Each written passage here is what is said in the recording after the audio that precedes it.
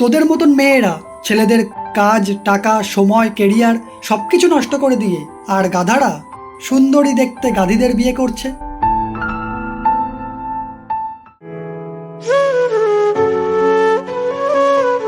হ্যাঁ শোনা, বলো। কি করছে আমার বাবুটা? সামনে এক্সাম আছে আমার, তাই পড়ছি একটু। পরে কথা বলি। না, তুমি রাখবে না।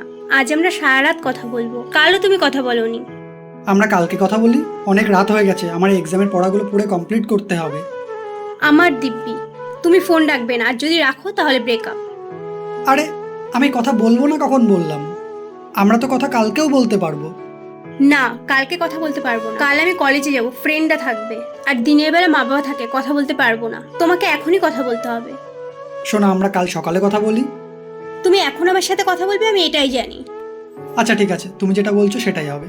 Good boy, I love you. I love you too. শোনা, বলো।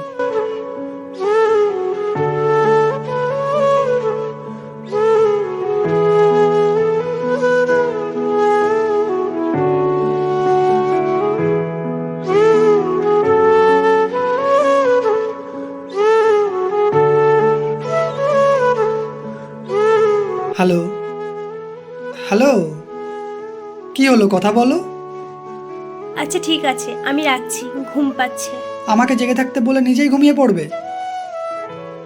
আচ্ছা ঠিক আছে, গুড নাইট সোনা। Good night.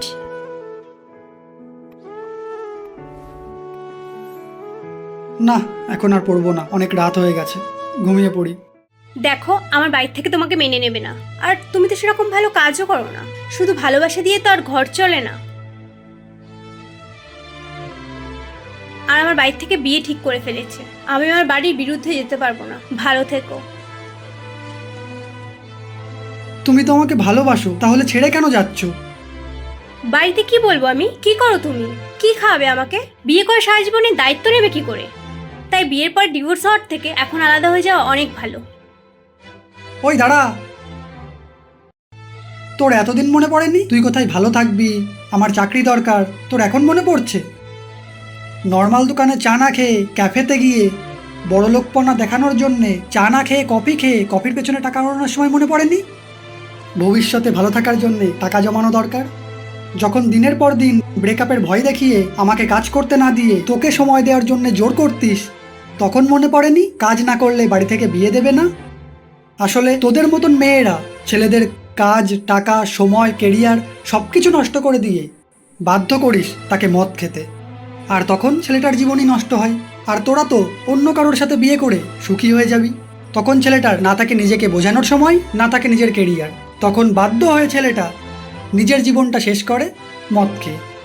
কাজ না করলে বাড়ি থেকে বিয়ে দেবে না এতই যখন ভাবিস, প্রপোজাল অ্যাকসেপ্ট করার সময় এটা বলতে হয় যে এখন প্রেম করছো, সাথে পড়াশোনা ভালো করে করো, নিজের কেরিয়ার সেট করো, না হলে বাড়ি থেকে বিয়ে দেবে না। কিন্তু না, তোরা সেটা বলবি না।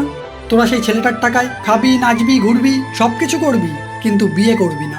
তারপরে বাড়ি থেকে যখন পয়সাওয়ালা কাকু ধরে আনবে, সরকারি চাকরিওয়ালা কাকু ধরে আনবে, তখন নাচতে নাচতে বিয়ে করে নিবি আর নাটক করবি ব্রেকআপের। তাই তো?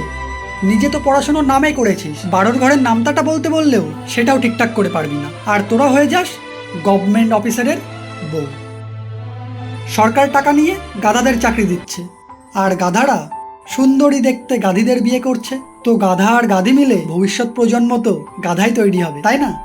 তাই তোমাদের বলছি, এসব কালনাগিনীর পিছনে নিজের সময় নষ্ট না করে নিজের কেরিয়ারের 12টা না বাজিয়ে কেরিয়ার সেট করো, নিজের ফিউচারে ফোকাস করো। এরকম গাধীর দল লাইন দিয়ে চলে আসবে। তুই কি দেখছিস? আমার জীবন থেকে বেরো। জেনারেশনের পর জেনারেশন কেটে যায়, আর আমরা শুনতেই থাকি প্রেমে ছেলে মেয়েকে, মেয়ে ছেলেকে ধোঁকা দিয়েই যায়। তো প্রথমে ছেলেদের বোঝা উচিত, যদি মেয়েরা তোমাকে সত্যিই ভালোবাসে, তোমাকে বিয়ে করতে চায়, তাহলে প্রেমের প্রথম থেকেই তোমার পিছনে পড়ে থাকবে তোমার কেরিয়ার সেট করার জন্যে, তোমার কেরিয়ার খেয়ে ফেলার জন্যে নয়। আর প্রথমে যদি এটা বুঝতে পারো সে তোমার কেরিয়ার খাওয়ার জন্যে এসছে, প্রথমেই বিদায় করো তাকে, তাহলে তোমার জীবনটা ভালো হবে।